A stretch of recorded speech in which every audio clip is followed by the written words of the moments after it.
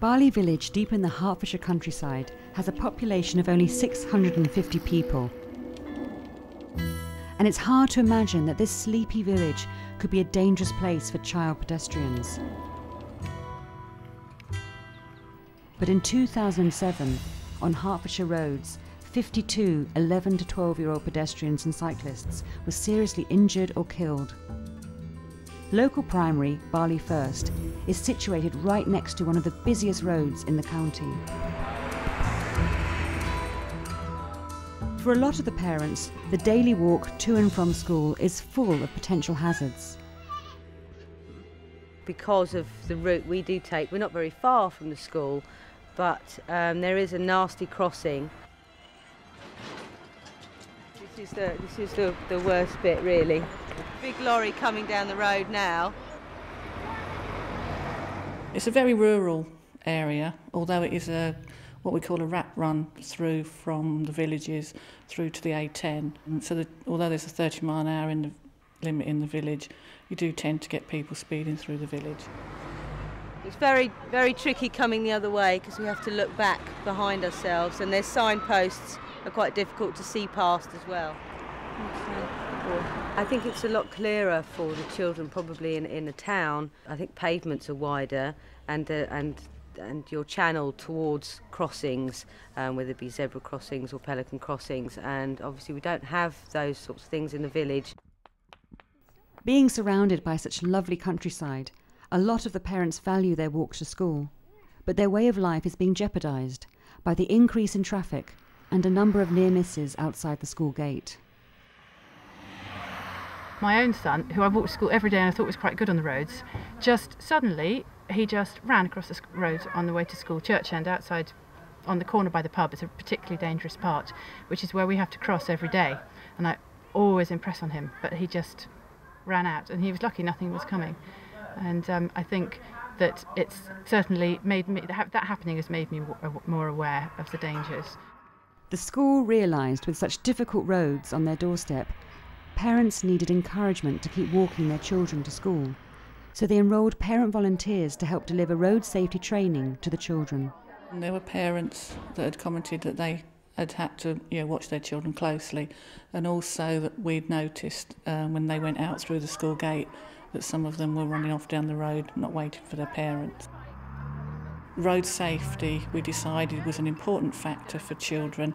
So we felt that by joining in with the partnership with parents, we could actually take on board training the children up to give them more confidence if they're outside on the road and knowing that they would be safe. Have a good look, William. Head teacher Julie Price believes that all 41 children at the school should take responsibility for their own safety on the roads. And what do we need to think about? We have to make sure there's no dangers in what we do. We have to make sure there's no dangers. So what are our dangers? So first the children did their own risk assessment. Oh, we've got a disagreement. Some people say yes, cars are safe when they're standing still. Some people say that they're not safe when they're standing still. I have to agree with both, but why do I agree with both? I'm a great believer in children being responsible for themselves.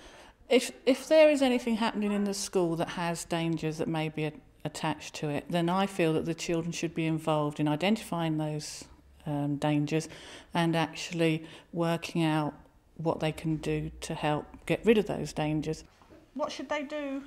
Go back to their teacher. Good girl, you mean step away from the curb, don't you, darling, and get back to Therefore, the risk assessment takes place with just them thinking about what activity we're going to be doing and what associated dangers are there, and therefore they have ownership of it.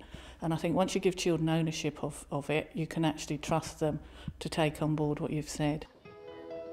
After consultation with Hertfordshire Council, the school found out that there was some free road safety training available for them, and Chi Ming Lai, their local road safety officer, has come along to the school to help train the parents, teachers and children in road safety.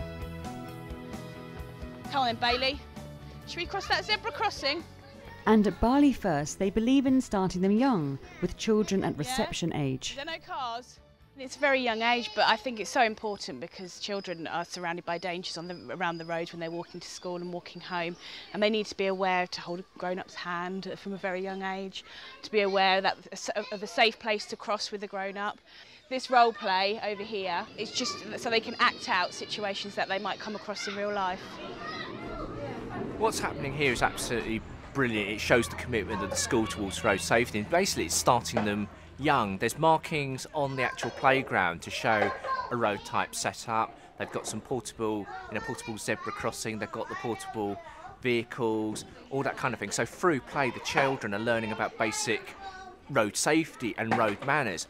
And hopefully by starting them this early, this takes them right the way through their childhood and through hopefully them being good road users both as pedestrians and as drivers in the future.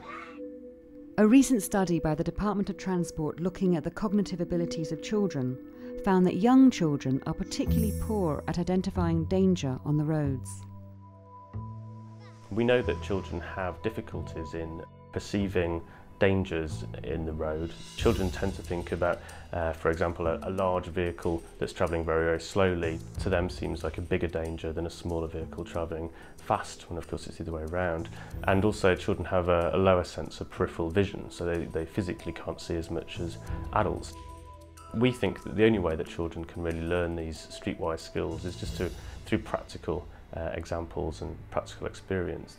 At Barley First, they've adapted their road safety training according to the age of the children. The way it's delivered is important depending on the age. With the younger ones, you'd more focus on keeping safe and using an adult to support. You can put a bit more of the fear factor and fright on the older children so that they understand the consequences. For the older children, it's essential that their pedestrian skills training takes place out on the road with real-life scenarios. Okay, so can you see it's now gone down there, yeah? So do you think it's now safe to go? What do you think? Road Safety Officer Chi helped to train the parent and teacher volunteers. Volunteer training's essential. That's delivered by myself in order for the parents and volunteers, be they teaching assistants, police community support officers or governors, to actually know how to deliver the programme. So, how do we check whether it's safe for us to cross these cars? Can anybody hear an engine noise? No. What if we were deaf and we could... Well, he reminded us of what we should be doing to cross the road safely, so all the things that you really should know and forget over the years. We had to do lots of bending down and peering over cars, you know, so how far can we see? Yeah, just making ourselves very aware of what it's like for a child. So that was brilliant. If somebody was sitting in this car, would they be able to see us if they look in their mirror? Yeah. Would they be able to see it? Would you be able to see Freya? No. No. The group I worked with, we started off in the car park looking at the lights on the vehicle and what they meant, things like the reversing lights, the indicators. I was quite surprised actually that a lot of the children really had no idea. And it was, I think, probably the first time some of them had actually sat and looked at the back of a car and thought about what the lights mean. So I thought that was a really useful exercise. Now children, don't forget, it's not just the big cars like this. Look at this little one here. Everyone's got to learn how to use a safe crossing place. Everyone's got to learn how to use a junction and to be able to cross between park cars and understand the dangers of car parks. It's important to engage the parents because ultimately this whole programme needs to be carried by parents.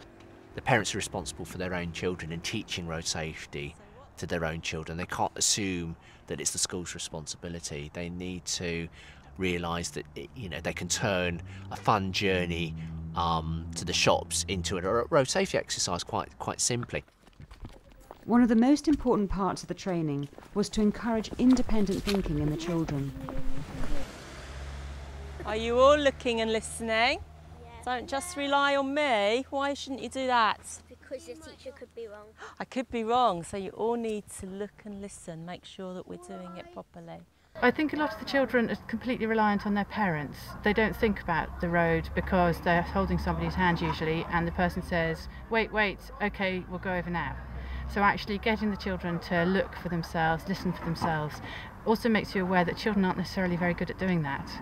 It had never occurred to me that children might not know whether a vehicle's coming towards them or going away from them, and to actually have to point out the difference. And they, they did need that pointing out to them. Safely on the other side. Where? How's it got stick on? Looks like it's got baby nose. By regaining their confidence on the roads, the children and parents will be able to hold on to one of the most treasured parts of their rural life, their daily walk to school. Walking to school, we see all sorts of lovely things on the way. We see squirrels and apples on trees, and we stop and pick blackberries and things at this time of year. So it's a really great opportunity to interact with the children, for the children to find out about nature as well as what's going on the roads. So I wouldn't miss it for the world. A recent report by Living Streets found that children who walked to school had a much better knowledge of their local community. The report asked children in the schools to draw pictures of their route to school, including all the major landmarks in their neighbourhood, and then they talked about their experiences, who they met on the route, whether they knew the people's names, etc. And they had a much better sense of the local community, which I think was one of the really striking things that came out of the report. The children who walked to school had much better awareness of their local neighbourhood. They understood the spatial planning and the location of various shops and services. They had better social interactions with their friends, with their neighbours, and they were able to quite quickly pinpoint some of the environmental, the nature impacts of their environment as well. Those who were driven failed to see those things in their neighbourhood because obviously they were just being driven by. Across Britain, almost 3/4 of children cycle for recreation. However, only 1 in 5 are allowed to cycle to school. At Barleyfirst, they found out their parents would feel more reassured about their children cycling to school if they had some training. Through the Walk to School initiative and getting more children walking to school rather than travelling by car, what we've found has happened is more children are biking to school. So what we found is we need to move on, and we needed to introduce bikeability into the framework that we've got to make sure that the children were aware of how they should behave when they're on bikes. Right, quick look at it. Very good. From the couple of days of having the road safety, they really took it on board, and I think they learnt a lot from it. If you can, put your left hand on your helmet.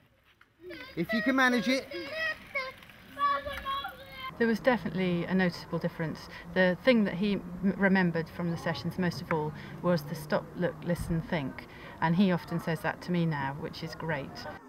I think they've become more aware of what their children could do through it being pointed out to them what they should be doing with their children. I think that came over in the training actually. You saw a marked change in the way they saw their children out and how far they let them go away from them outside the school gate. Because it is something that as adults we just take for granted, and we do need to put ourselves back into the child's view really.